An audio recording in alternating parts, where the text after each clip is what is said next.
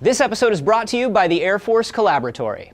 GPS is important to everything in our lives. That is why we are totally replacing it. Wait, what?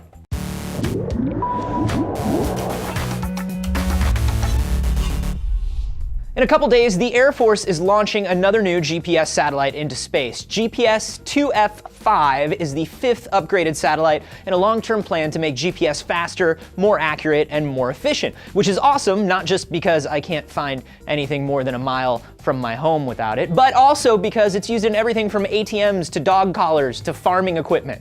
The first generation of the Global Positioning System was created by the Air Force in 1973 for doing complex things like finding lost soldiers and instantly figuring out the math required to launch a missile from a mobile platform.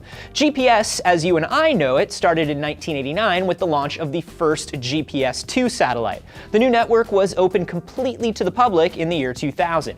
The GPS network is made up of 24 operational satellites and some extras for backup.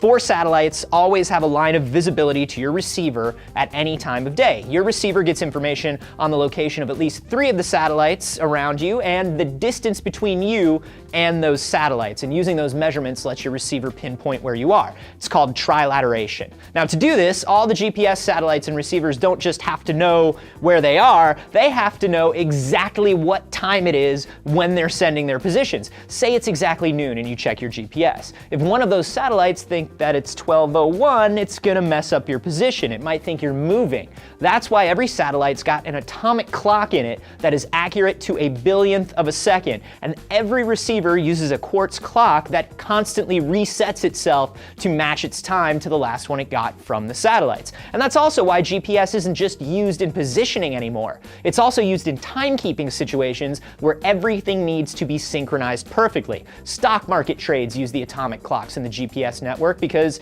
just a fraction of a second could change the ownership of billions of dollars. It's also used in ATMs. With more and more of our lives becoming dependent on GPS, it's not surprising that a massive upgrade is underway. Type 2F satellites like the one being launched in a few days are considered interim upgrades that have a 12-year lifespan, improved clocks, and a new type of signal for everyday use. And by 2020, we'll be using Type 3 satellites. They're gonna have newer clocks that are accurate to a fraction of a billionth of a second. Super important for military and financial uses. They will also have increased signal strength and accuracy. While GPS is accurate to about 20 feet, the new Type 3 network will be accurate to an arm's length.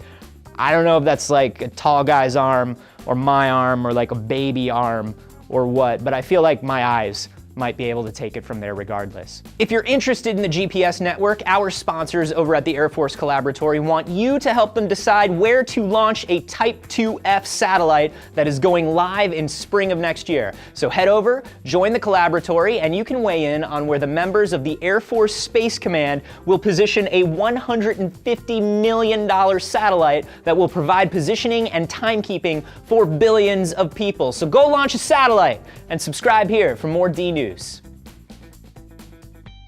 Visit the Air Force Collaboratory at airforce.com/collaboratory. Work with real airmen to solve some of the Air Force's toughest science and technology challenges. Your idea could change everything.